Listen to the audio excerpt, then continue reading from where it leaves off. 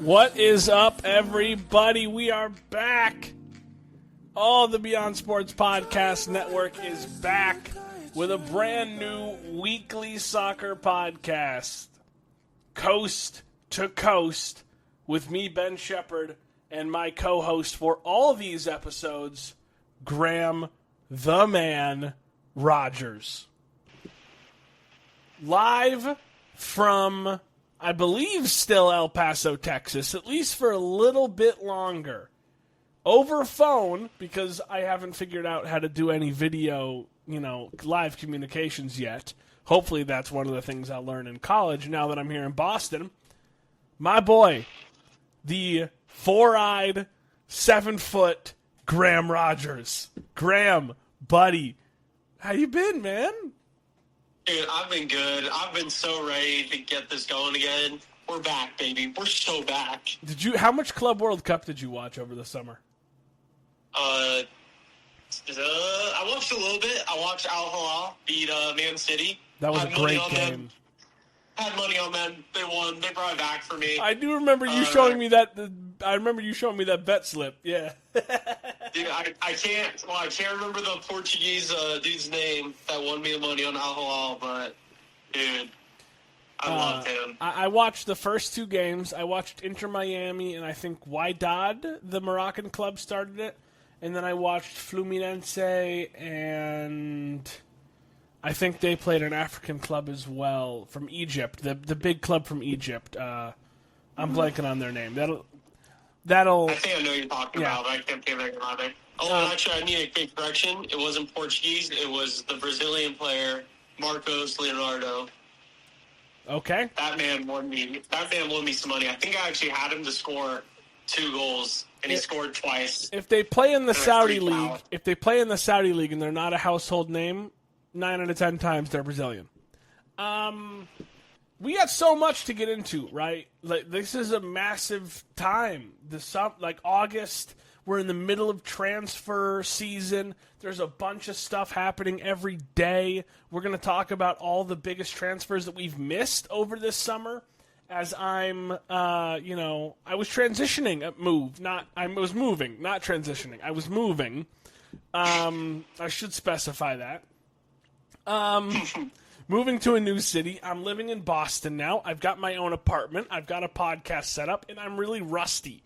I really didn't know what I was doing. My mixer is so far away that I can't reach it without bumping the mic. So this is an absolute unmitigated, actually it's even partially mitigated disaster, if I'm being quite honest. I don't even know what mitigated means. But again, we're going back to college for this reason. We're going to do our Premier League season predictions, our superlatives that we're going to go over. We're going to tell you who's going to win. We're going to tell you who's going to get relegated. We're going to talk about the transfer window. We're going to even, maybe if we have time, throw out a couple EFL championship predictions as that league starts off tomorrow with, who's the first game tomorrow for them? They have Birmingham and Ipswich. Ooh, that's a fun one. That's going to be a fun game. Newly relegated Kieran McKenna's Ipswich Town against the Tom Brady-owned Birmingham City. Oh, my goodness, that's going to be fun. I think that's going to be a really good game. Birmingham City, I think, has a chance to make the playoff. I don't think they're going to get promoted this year, nor do I think they want to. I think they want to build up a little bit, because you don't want to go Luton Town, get promoted to the Premier League too quick, and then you kind of prolapse on yourself and you fall down 2 levels in a row. But let's go right into the Premier League. We're not talking about lower divisions yet. We're talking about the big fish. There have been a ton of Premier League news, a ton of incomings, a ton of outgoings, a bunch of players being sold for millions and millions of dollars. Graham, who will be the champion of the English Premier League come May 2026? I think I got to hit it with Liverpool. I think they're going to run it back. So we both went the boring route on this one. Hey, I mean, last season, I threw out some crazy predictions. Well, who did you say was going to win last year? What happened last season? I might have said Fulham to get 7th place. You guys only finished, what, 11th? It was like, yeah, it wasn't too far off, but, you know, it could have been worse, but I was happy with it. So I've gone Liverpool as well. I think Arne Slot now has his team. He did a really good job last year coaching Jurgen Klopp's team. He has his team now. Trent Alexander-Arnold left to Real Madrid. We're going to talk about him in a bit later. Andrew Robertson's 31 now. He's kind of past his prime. They've brought in, like, listen to some of these names. I know you know it, but audience, listen to some of these names. One, Georgi Mamardashvili is going to be in that team this year. The Georgian number 1 goalkeeper, maybe what is soon to be the best goalkeeper in the world. As soon as Alisson's ready to move on, Mamardashvili is ready, and he's going to be part of the team this year. He was on loan at Valencia last year. They brought in Milos Kerkez from Bournemouth. They brought in Jeremy Frimpong from Leverkusen to be the new fullbacks for this team. They spent $150 million on Florian Wirtz, a 22-year-old wunderkind from Bayer Leverkusen. They brought in Hugo Ekitike. They've sold Darwin Nunez for like 70 million euros, and they're likely going to do that to bring in Alexander Isak. Now, the question I want to ask you, Graham, is if they don't bring in Isak, let's just say Isak stays at Newcastle for the sake of argument. Because if Isak shows up at Liverpool, yes, it might take them some time to gel, right? Because they're dealing with a lot. Right, Diogo Jota passed away and his twin brother, and it's horrific, and it's a very emotional club, and they're going to be feeling the emotions. A lot of new players. They're going to struggle in the month of August. But if they don't get Isak, do you think that changes who you think wins, or do you think they still have enough even without him with just Gakpo and Ekitike up front? I think they still have enough because worst case scenario, they can always put Wirtz at striker, maybe false nine it, and throw and just mix it up a little bit. They also have some really good talent in their youth teams. So I think they can still get it done. I just think Isak would be a safe option to say that, or it'd be safer to say with Isak they'll get it done easier. Oh, I think with Isak, there's a chance they hit 100 points. Forget that. Yeah. I think with Isak, there's a chance they go Invincibles. I mean, we saw them almost do it a few seasons ago. And this team is as talented as a team as I've ever seen. They lack a little depth at center back now. Like losing Jarell Quanja went somewhere in Italy, I think. I think he went to Napoli, wherever he went. They're lacking a little center back depth. That's kind of the one weakness this team has, which is a crazy fucking shoot, I already swore. We said we weren't going to do that. It's a crazy sentence. I thought it was going to be me. I thought it was too. I got so good over the summer being surrounded by like my cousin's kids. What does that make me? My cousin's kids. Am I a... I mean, you're like a second cousin, but you can all... my aunts are technically my second cousins on my mom's side, and I just call them aunts and uncles and everything. Oh, okay. All right, I buy that. Yeah. All right. Round out your top five, because now that we're in this new age of Champions League where it seems like in perpetuity 5 Premier League teams will make the Champions League, who else is in your top 5? And are you doing this in order, or is it kind of random? I'm going to do it in order. Okay, 2. Hit me. Number 2, I have Arsenal. 3. I think. Yep, and then Man City. 4. Chelsea. 5. Tottenham, Ooh. which I'm a little on the edge of that one. Yeah, with Madison just going down, that might not age well. But again, it's before the season, so who cares? I have the exact same 4 teams, but I have them in a different order. I think Man City going to finish second. Arsenal's going to fall down to third, with Chelsea 4 and Tottenham 5. I think we can both agree the top four, Liverpool, City, Arsenal, Chelsea, probably, right, if it all comes good this year, like a lot of us are thinking. Those four teams are in a class by themselves, and the top three are in a half class by themselves. I think we're all in agreement about that. Oh, yeah.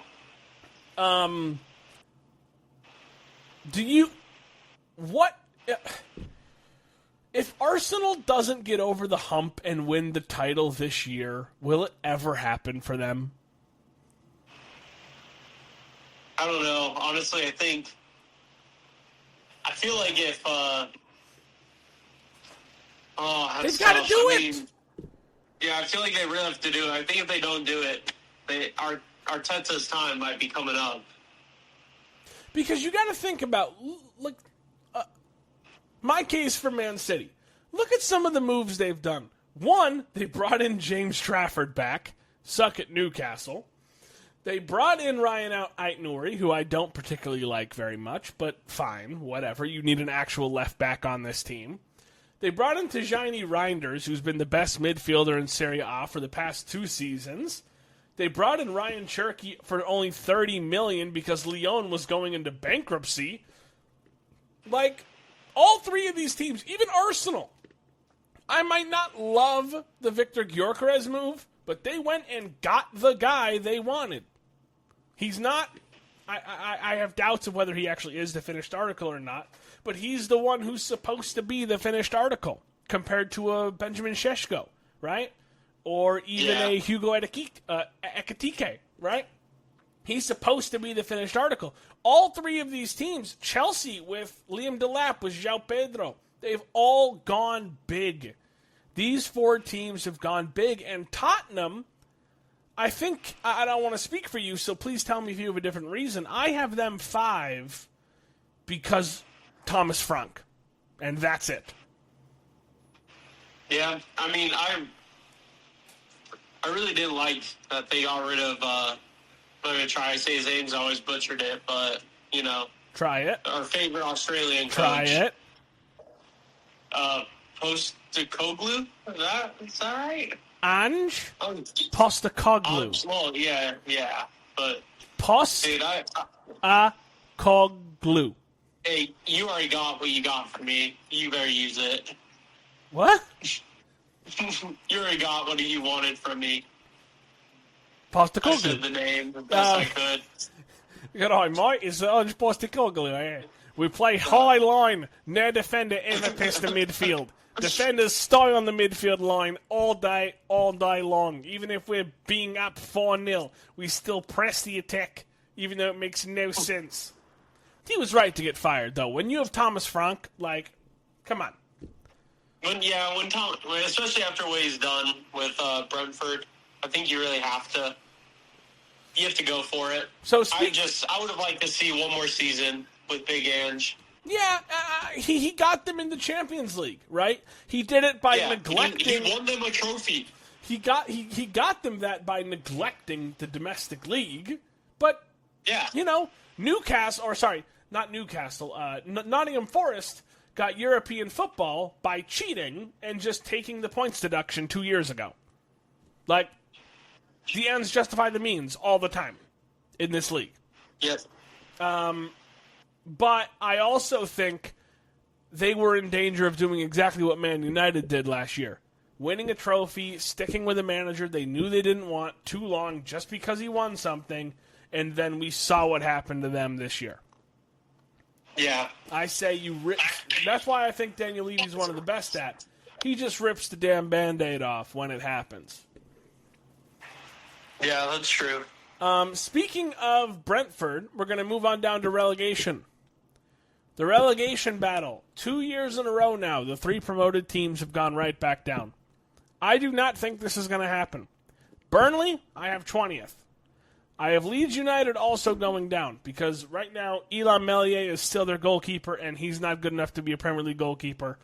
And the only backup striker they have is Patrick Bamford, and hilarious. I also think Wolves goes down. All right? I think Wolves goes down. I think Sunderland survives by the skin of Orion's belt. All right?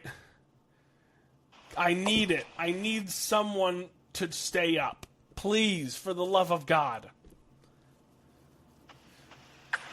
Yeah, mine's a little different, and I'm going to go in order from what's called the 18th to 20th here. Okay.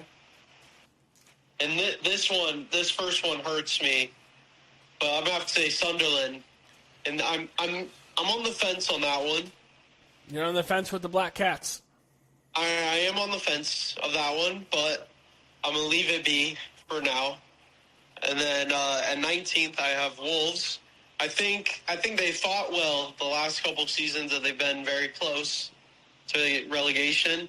I think this is the one where it happens. And hey, I'm as much of a Wolves, not necessarily a supporter, but I'm a fan of what they did in years prior when they had Adama Traore, Diogo Jota, R.I.P., and Raul Jimenez. I think with those three up top, they were exciting attack to watch, especially with the likes of Ruben Neves, João Moutinho in the midfield. I thought they were so exciting. But I think after all those players have moved on, I just don't think they've done enough to keep their talent-wise. I mean, Mateus Cunha and Ryan Aït-Nouri both left. Those are the two best players they had. Yep. I love Jose Sa. He's a solid goalkeeper that always frustrates the hell out of me whenever we play him. But their replacement for Ryan Aït-Nouri is this 23-year-old Norwegian kid named David Moller-Wolf, who's coming from AZ Alkmaar. Now, David Moller-Wolf might be crazy good, but he's going to have to step in after the Dutch league into the Premier League with no middle ground. Their center midfield is still fine. Jean-Richard Bellegarde is solid. Marshall Montesi is solid. You got Andre, João Gomez. They have a solid group of midfielders, but they have nothing in defense. Yeah. Except for maybe Totti. All right? Maybe Totti is the only one they have in defense. The rest, I think Jose Sa and even Sam Johnstone, if he gets in there a little bit, those two kids are going to get peppered all day by offenses in the Premier League. And I think it comes down to the final day this year. I think regardless of who goes down, there are enough mediocre teams that are going to stay up. West Ham, Everton, Brentford. There's enough mediocrity where it'll be close down to the wire for that last spot, I think.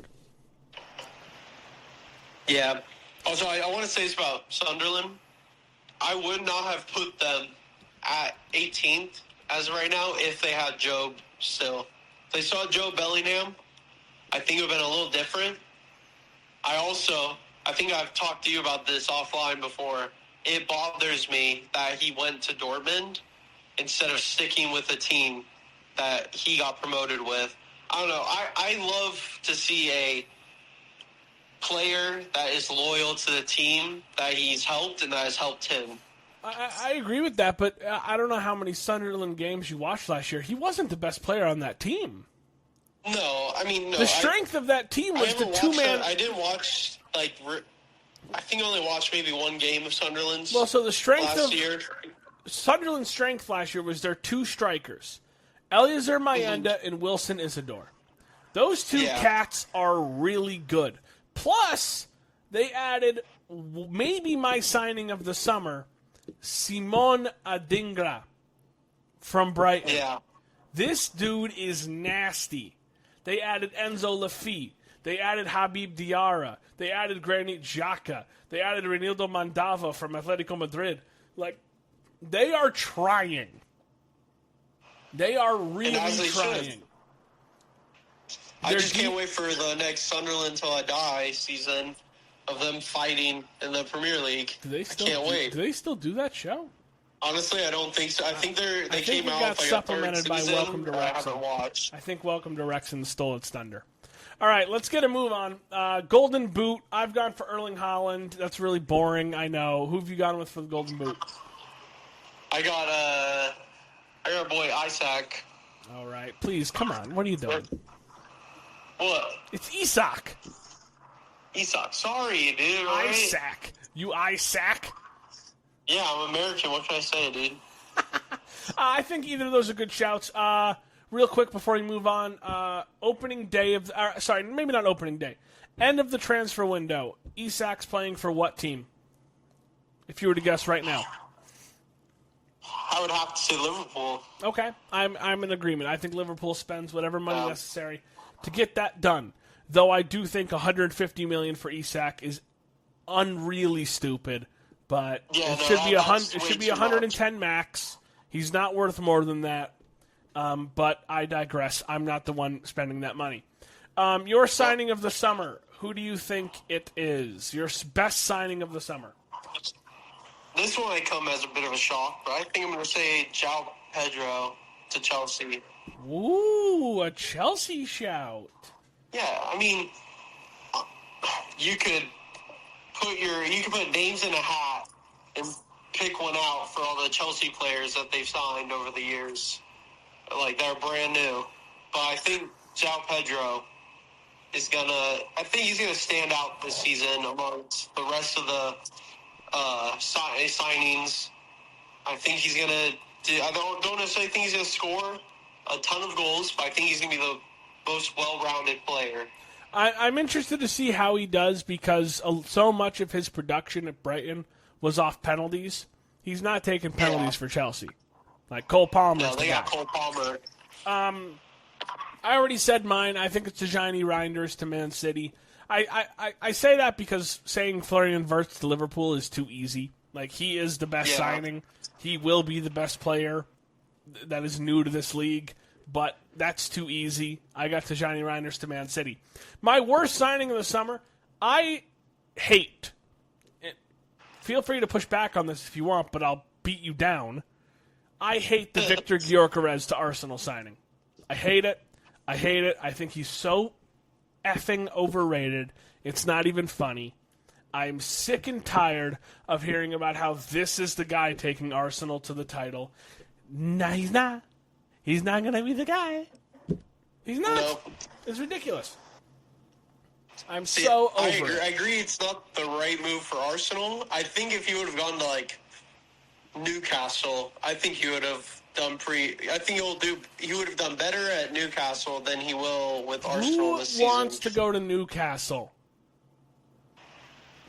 Dude, if Newcastle offered me a contract, I'd go. But You they ever never been to will. Newcastle? I have not. Newcastle I can't upon submit. Tyne. They have a weird accent, brother. No, right. I'll just put it this way, right? No one can doubt that over the past 3, maybe even 4 seasons, Gyökeres has been incredible, right? 17 goals in 21 with Coventry, 21 the following season with 12 assists for Coventry, and then 29 goals and 39 goals each of the past 2 years with Sporting. Very impressive. But in 2022, Darwin Núñez scored 26 goals in the Portuguese league for Benfica. The next year, he scored 9 for Liverpool. It's a different level. The championship with Coventry, there's a reason he went to Sporting before coming to the Premier League. I remember because Everton was talking about signing him when he chose Sporting over us in the summer of 2023. I remember Toffee TV, shout out YouTube, kept going on about how we were in for Victor Gyökeres. Victor Gyökeres wants to come here. Victor Gyökeres is cheap. He's only going to be $45 million. We'll get the job done. But he thought we were going to get relegated, and he was like, nah, I'll go to Portugal. But no big clubs were in on him for a reason. He's got a very limited skill set when it comes to being a Premier League striker. That's all I'm saying. Who's your worst signing?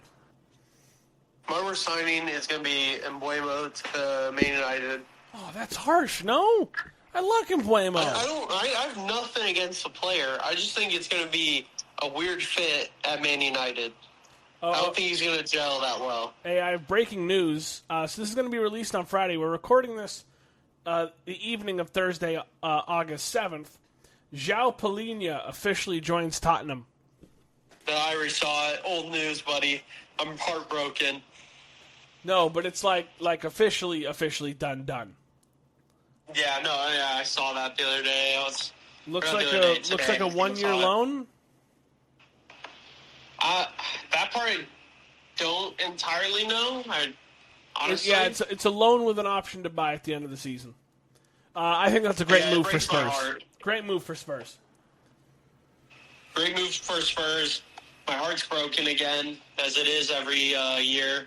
Yeah, I'm not talking about Premier League. You just couldn't. All right. Well, your heart's broken. I'm going to lift you up. My pick for the overachieving team is Fulham. Let's go! Come on! Fulham is going to be the overachieving team. Now, I should preface what I mean by overachieving. They will finish mid-table-ish. I'll say in that 9 to 12 conglomerate of where everyone's the same. They're not going to challenge for Europe, but they'll be at the top of that conglomeration. And I say that's an overachievement because they haven't done squat this summer. They re-signed Kenny Tete. That's it. Yeah, I know you're upset about that one. They have done nothing else. Why? I know you wish you guys had gotten Kenny Tete. I wish we had done something. We haven't done anything either. Thierno Barry might be legit. Awesome. He's 6'5" and can sprint. He's got like a 94 sprint speed on FIFA, by the way. He might be wicked fast, right? We got some 19-year-old left back from Bayern Munich's academy. Cool. Like, that's kind of awesome. We don't make moves like that. That's a sell-on move for 3 years down the line. We might be getting Jack Grealish. What? Yeah, I saw that, and I was like, oh my God, there's no way. He wants to come to us. It's just a matter of how much of the wages Man City is eating.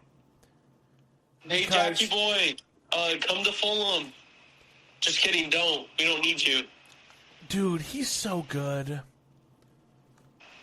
He is good. He's got some flair. I can't deny it. Yeah, but you can't have flair in... all right, we got one... who's your overachiever? My overachiever is going to be Leeds. I think they finished mid-table. What? I think they're going to have one of those freak seasons.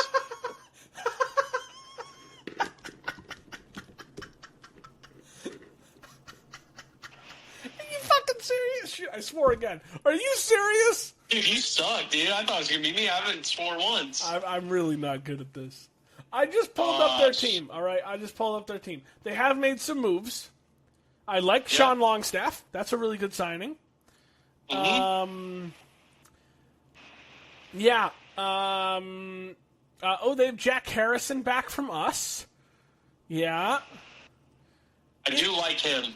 I like him as well, but there's a reason he's been on loan at Everton. He's got a ceiling. And I'm sorry, if your best winger is Daniel James, you're not finishing mid-table. Hey, Dan James, just wait for it, all right? We have been. Just wait for it. Spoiler alert for our game. He's close to 28. Honestly, dude, it's crazy because I remember when he was at Man United. Yeah. He was an interesting player.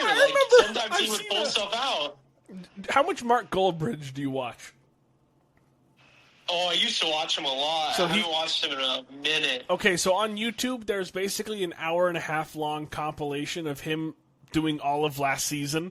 It's really worth the watch. It's hilarious to watch him slowly collapse in on himself like a dying star leading up to that Europa League final.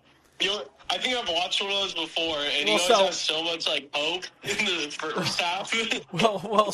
So real quick, a commenter of his asks him, remember when we used to have Daniel James? And he was like, how far have we fallen that we're wishing we had Dan James back? What is going on here?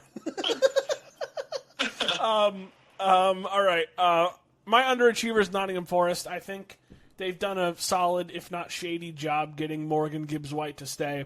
And they might have a shot to win Europa League. I don't think they will. I think there are better teams. from around Europe that are going to be in it. But I think they're going to finish below you guys and just above like us in West Ham or Bournemouth or something like that. They're going to be like in the bottom of that midfield. I just don't think they can do Europe. They don't have the depth anymore. They lost. I mean, I don't think Chris Wood can do that again. Nor I don't think can Matt Sells do that again. Like I just think they were a flash in the pan, and Europe will sap the life out of them. Yeah. Yeah, for me, I have Brentford, and I think they're going to finish around 14th after losing Emblemo. I do think they could go lower. Not relegation, but... Graham, do you understand what underachieving means? Hey, if you no. I think they're underachieved. If I were okay, right now you're in charge of Brentford. Right now, what is your goal for this season? Well, it's obviously going to be staying up. Okay, then you've overachieved. If they finish 14th, they should have a parade. What they've done the last few seasons, I think that 14th, 15th, 16th they lost everybody. That's like saying if we got relegated 2 years ago, we were underachieving. No, we were supposed to be that bad. We survived by the skin of our father's balls. Barely survived. Weird, it's only because you haven't met my father. No, all right, we're gonna skip through the transfer talk. We can have plenty of time. I mean, we've kind of gone over most of them anyways. Say what you will about Emblemo not being a good fit. Manchester United has spent a ton of money on their offense. We'll see what happens with Newcastle and Isak. I don't even really want to talk about the championship. You don't follow it. I asked you something off the rip. All right, so here's what we're going to do to wrap the game. All right? I have transfer marked in front of me. We are going to be playing a game today called Find Out or Guess the 28-Year-Old Footballer. All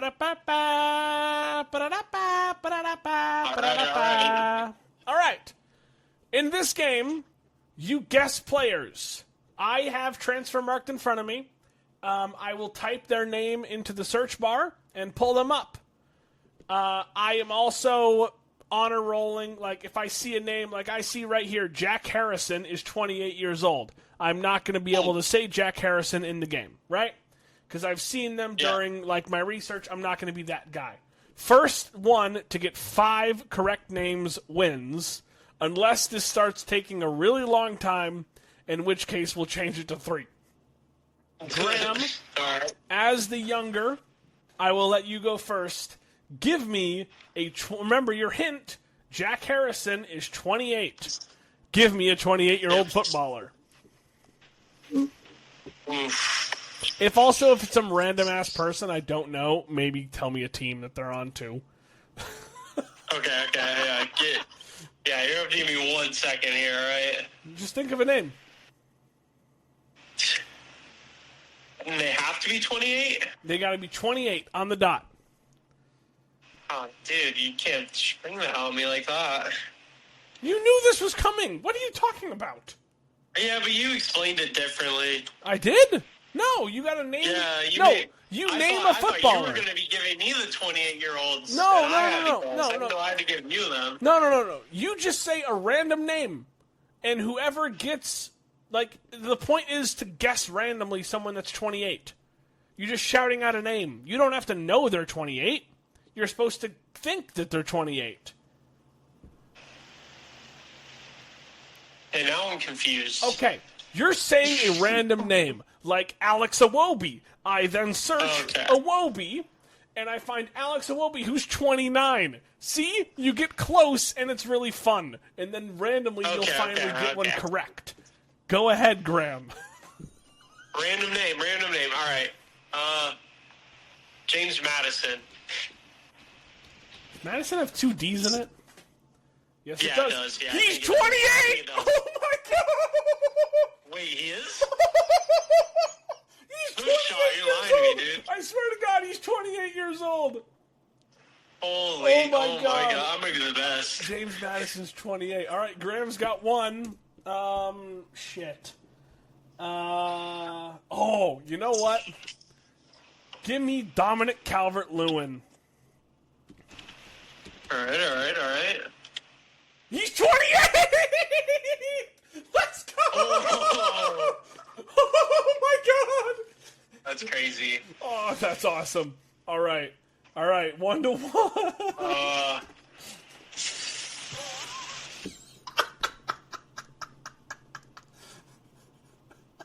All right, I gotta think about this one.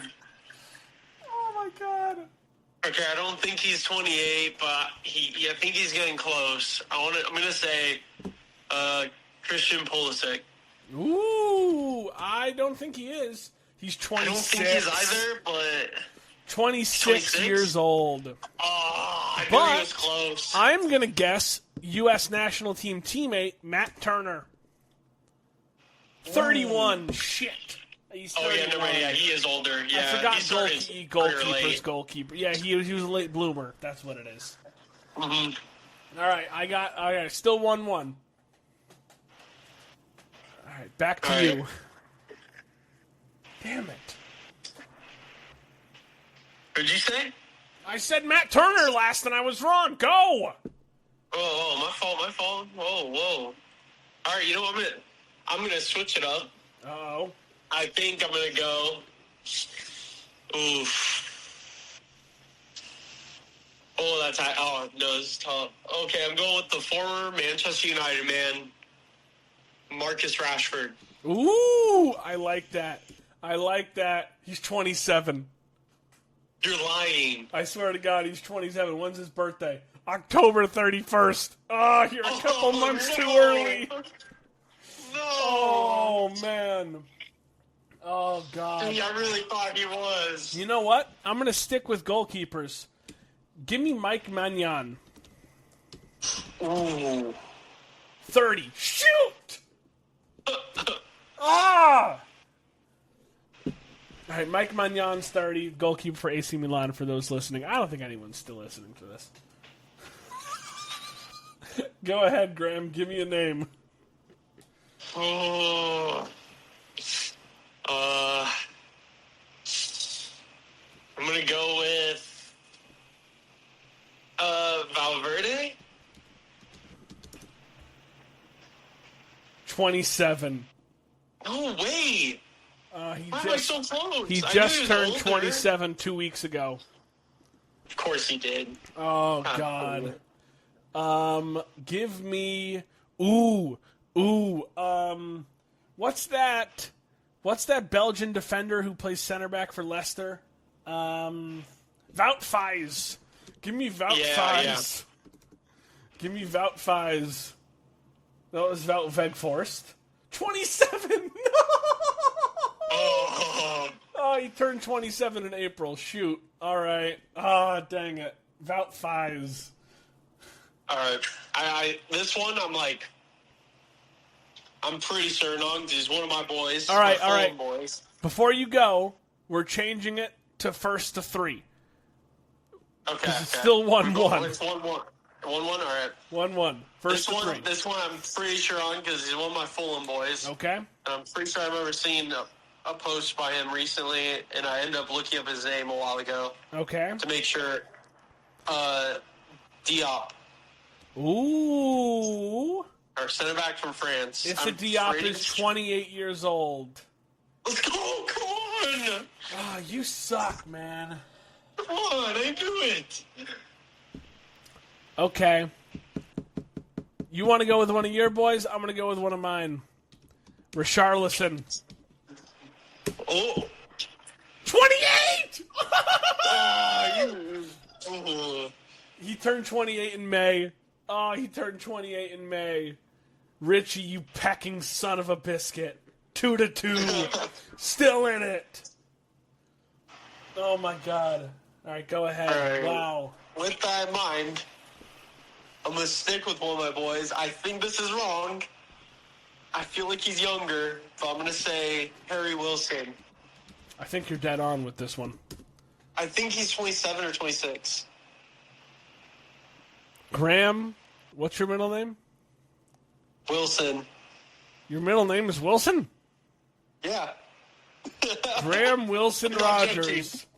Harry Wilson is 28 years old. No way. Way. Oh, we're lit. Oh, we're so lit. All right, so you've won unless I get one right here to match. This is my match. I got to get this right or I lose and you win the season opening game of Guess the 28-Year-Old. Oh, no. Okay, I got to think. All I got to go back to is Vout Fies. Who has been around as long as Vout Fies or Jack Harrison? You know what? I'm not going to go back to Everton. I probably could, right? Maybe Vitaly Mikolenko might be around that age. He's probably younger. But what I'm going to do is I'm going to go out to Germany. I'm going to go to Germany, and oh, shoot, do I know any German players off the rip without thinking about it? I